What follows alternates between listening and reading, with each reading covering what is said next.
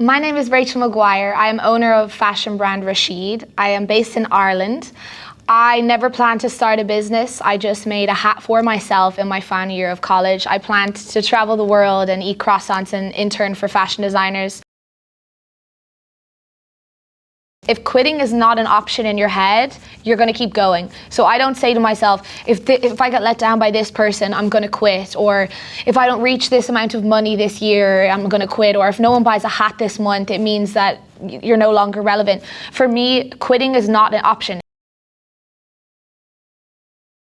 Both of my parents are in business, so I grew up surrounded by that, but that was never my plan after college. I studied fashion design. I studied to become a seamstress, so it was entirely a practical college. I wasn't on Photoshop, I wasn't designing. I was 8 hours a day pattern drafting and then onto the sewing machines. I wanted a big furry hat and I couldn't find one on the market, whether it was the color, the material, the price point, the size, the shape. So it was a genuine niche that I found, and I just made one for myself for enjoyment.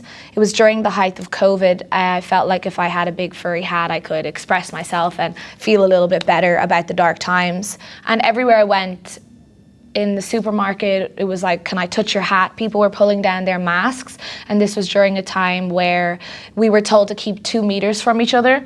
I couldn't believe people were breaking the 2 meter rule to try to touch something I had created or to try to buy something I had created. They were like, who made your hat and where can I get one? So a light bulb went off. I felt like if I didn't grab the opportunity to continue to create them, then someone else would have.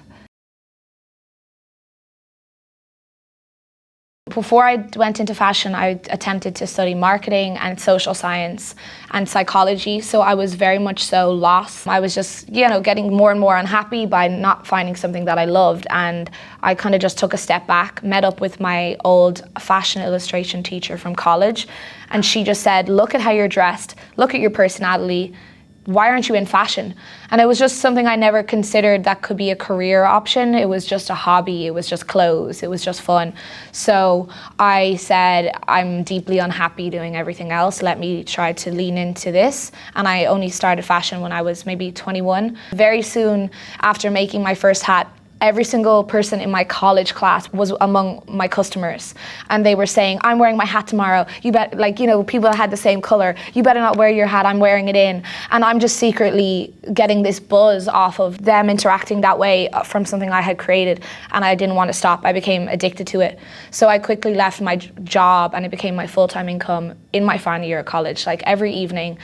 And again, in class, I was like secretly slinging hats under the table and sewing hats in between my final collection pieces. A day in the life is very exciting. There's always so much to do and so many angles. If you're doing all the sewing and you're not focusing on PR, no one's going to care about the stock you have created.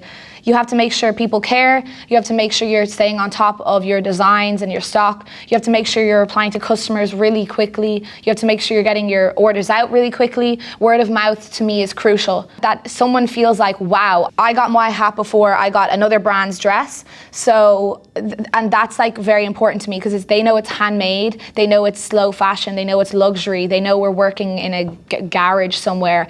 And I want to impress people in little ways that they say, I can't believe how quickly I got my hat. I also spray them with perfume. They're presented incredibly well, like a leather looking box, tissue, handwritten notes. I don't display that information so much, but it's more that that is going to have a really positive knock-on effect, word of mouth. The person's going to open the box, it smells nice, it's personal. They're going to tell someone. I feel like you have to try to create an experience that makes them have a reason to go and tell the person they live with. Starting out financially, it just began hat by hat. I got business cards made before I set up a website so that I could hand people a business card. I think it had a Depop page where I was selling hats on it, and maybe my email or my phone number, I have no idea. The business cards now are very different. I was literally a walking advertisement for the hat. I was not advertising. I was always very, very strict about saving. So that was no real issue to me at the time that I began my business. I was getting a buzz off saving, and I have thus far funded everything myself. When people ask me what's my 5-year plan, I have zero answers. I love the feeling of employing young people. Not so, I was going to say young Irish people, but that's just what it's been so far. They don't have to be Irish, I swear. But I love that I'm employing young women in Ireland. That is so cool to me. It's not that many people, but it's not something I ever planned, was to be an employer or a boss. A lot of the girls working for me didn't really know what they wanted to do, and I've trained them from the ground up.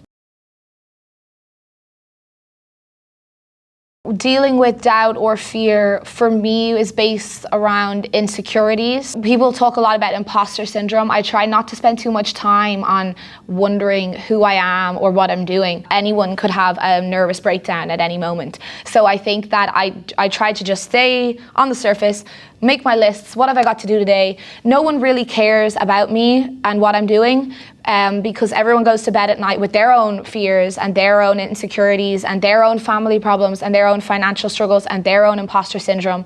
Therefore, what is the actual point in wondering how I'm perceived? I'm saying it as if I'm some sort of like monk that's really positive. I'm not actually, but I just try not to think too deep into things. And also insecurities motivate me. If I wasn't insecure, I'd be celebrating and I'd be chilling every night. Like, I don't celebrate anything. There's zero time for celebration, in my personal opinion.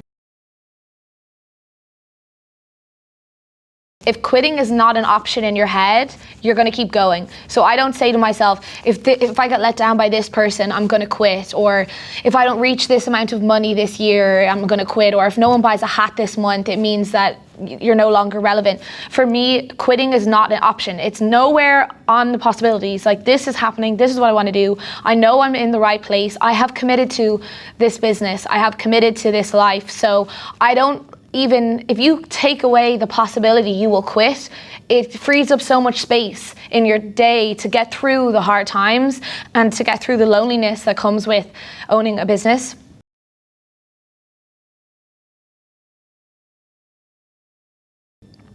I'd say 95% of my sales come through Instagram, but you can't just say it like that. Don't underestimate the power of PR. By PR, I mean getting into newspapers, getting onto the radio.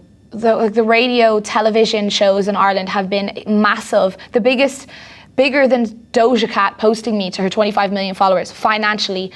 Getting onto television shows in Ireland has been more beneficial to my business.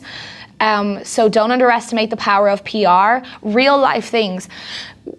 We are bombarded by things on social media. So if you scroll past something, it might not leave as big of an imprint as if you're sitting down with your family watching someone on television, or you're driving to work in the morning, listening to something on the radio, or you're relaxed on a Sunday afternoon reading an article. You really will assimilate that information. So although 95% of my sales come through Instagram, I don't believe that that's where they're coming from. That's just like a base. That's the most crucial base. So you make sure like your feed looks good, that you're spending a lot of money on your photos, buying as much equipment as you can so you're self-sufficient in whatever area that you're in.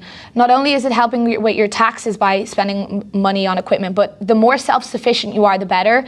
So I take all of my own photos for my website now myself, and that has been a huge step in my career, because I was spending hundreds on a photographer who's actually a great friend of mine, hundreds on studio space, hundreds, thousands, just to get a white backdrop and professional photos.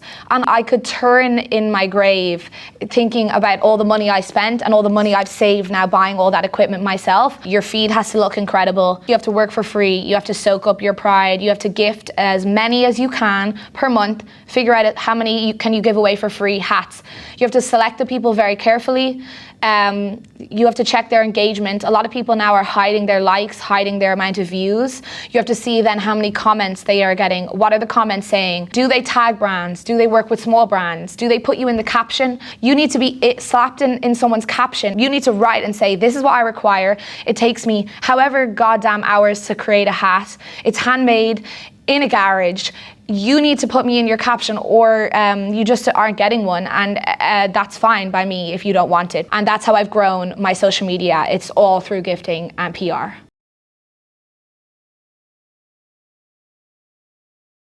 So standing out on social media is extremely important.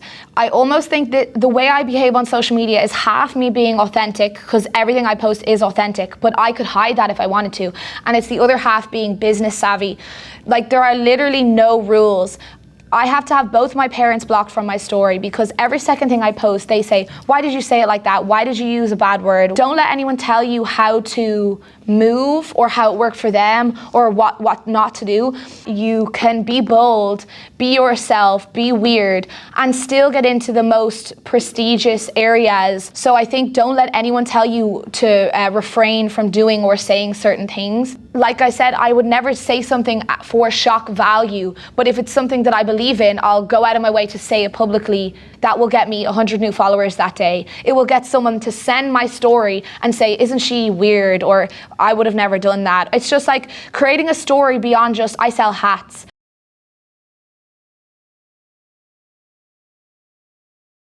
I have no idea how Doja Cat found my page. I've always wanted to ask her, but I didn't want to come off too strong. She just directly messaged me, but she didn't stumble upon me by accident. She found me through someone she is inspired by. She found me through getting into a dark hole of scrolling. She did not find Rachel Maguire from Dublin through her kind of explore page. It was a hat that I gifted for free. I've created her multiple outfits. She's worn them to different things. She wears them out in Los Angeles. She wore them on her social media page and wrote handmade recycled denim and faux fur outfit by Rashid, by Irish designer Rashid. She took the time out of her day and she direct messaged me in capital letters and said endorsed. I've never mentioned this before when people ask me about how she posted me. I took a huge risk. She received an outfit I made for her and just said, it's incredible. I really like this new coat you posted. I want to buy it from you. I'll pay full price. And I just replied saying, Doja, I don't want your money. What is more valuable to me is your public endorsement. You can have the coat for free if that's something you're more likely to wear and promote me as opposed to the outfit that you've just received. And my mum was urging me to do this. So I regretted it so much. She didn't reply for hours, but she had seen it. And I was like, Mum, you've ruined my relationship with Doja Cat. Something could have happened down the line. I was devastated. And randomly that evening, she just DM'd me and said endorsed in capital letters with a full stop. And at the same time, I got a notification saying Doja Cat has posted your brand, tagged you in a post, blah, blah, blah. And it was just, my phone erupted, like exploded. There's blood gushing out of my phone. No. No! What, Rachel? No! She just DM'd me and said endorsed. What? She just DM'd me and said endorsed. What do you mean? She just said she's going to endorse you. No, Mum. And my life was changed. Like every single publication in Ireland wanted to speak to me. It also made other people realize that's how you really credit a small brand. Tagging someone in the 5th slide of the 5th post is not good enough. Making sure that your product that you're selling is well made. It starts with a well made product. I don't want to jinx myself, but I've never had a complaint. I've never had someone say it fell apart. I've never had someone say the lining is loose. I started 3 years ago and I've been selling every day since. I think that it starts with a very well-made product. If you skip over that part and you want followers or you want money or you just want to own a business, it's going to fail. So if you take time with your product, word of mouth, or someone's genuine experience with your product is the most important thing. A lot of people say you have to know your customer, but I genuinely don't really know my customer, but I have a very strong sense of self, and there's so many people in the world. I'm not alone. Like, I'm not the only person like me, although we're all unique. But like that might not be a sustainable business model, but right now it's been proven to be a success. So I look inward. What inspires me? What makes me feel like I can express myself? How do I feel on a day-to-day basis? And you get connected to people and you find a tribe and you stay true to yourself and people connect to you. People can see you're authentic. So I think all of those things are important. I think investing in as much equipment as you can so that you're self-sufficient. I think using every single relationship around you, moving with grace and being kind to everyone. I was best friends with my teacher in college, and oh my God, has that has that been a testament to me now? I can call her up on a Saturday evening and say, how the hell do I finish a tailored collar because I've got Megan Thee Stallion wanting a custom outfit for a concert tomorrow and I need to know, like, that's almost disrespectful, but it's not because we're friends. So I want fulfilling relationships, and that will benefit your business, but it shouldn't be why you do it, because you can see, anyone can see right through that. So when people say you have to be good at networking, I think that's not true. I think, like, if you move your life in the way you appreciate fulfilling relationships, that is the best type of networking. I don't go to events. If you invite me to an event, I'm saying no. If I'm at an event, I'm talking to people that I'm drawn to or that are drawn to me, locking in with them. And I might waste my whole event speaking to just 2 people, and that is so much worthwhile than just moving around with your glass of Prosecco and just having superficial conversations with everyone or the person in the room that has the most followers. This might make you lose your mind, but another thing that I do to try to send me forward, propel me forward, is looking at everything I do and say, will this make my boat go faster? So I talked about when I have someone writing my handwritten notes, because I want the experience to be personal. I want it to say dear, their name, and what type of hat and color they ordered. But that is a waste of my goddamn time. So will it make my boat go faster? Writing them, no. But will the customer receiving them, will that make, yes. So what do I have to do? I have to find someone that will help me do it. Taking each task and just saying, can my day do without it? Although it might need to get done, is this other task more important? Is that propelling me forward? Am I, like, gravitating towards the jobs that I find easier, that I find more attractive, and am I shying away from the things that are actually going to send me forward and, like, think at a bigger picture? And then you have to sacrifice some of the stuff that may needed to have gotten done but might not have sent you further. So I try to, like, everything I do, just say, will this make my boat go faster? And if it won't, find someone who will do it for you. So do you know, she didn't remark on it, love. And that might be a very kind way of saying she doesn't. But she's letting you down by saying, kind of gently, by saying, look, I know you made me this outfit, but I actually love the coat and I'm actually willing to pay for the coat. And No. No! what, Rachel? She just DM'd me and said endorsed. What? She just DM'd me and said endorsed. What do you mean? Wait, she just said she's going to endorse you. No, Mum. Or all those blue things, people, you have to follow them all back. Will you reference me, love? I'm at 338 and I'd love to be 350.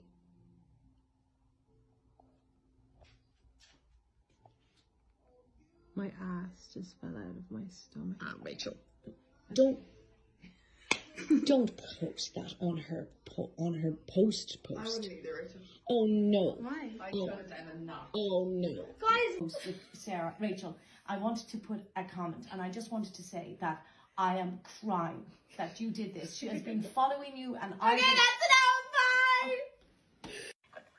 Doja, this is Rachel's mother, Lucy, and I was trying to put, your comments have been limited on your post with Sarah. Rachel, I wanted to put a comment, and I just wanted to say that I am crying that you did this. She has been following you, and I. Okay, that's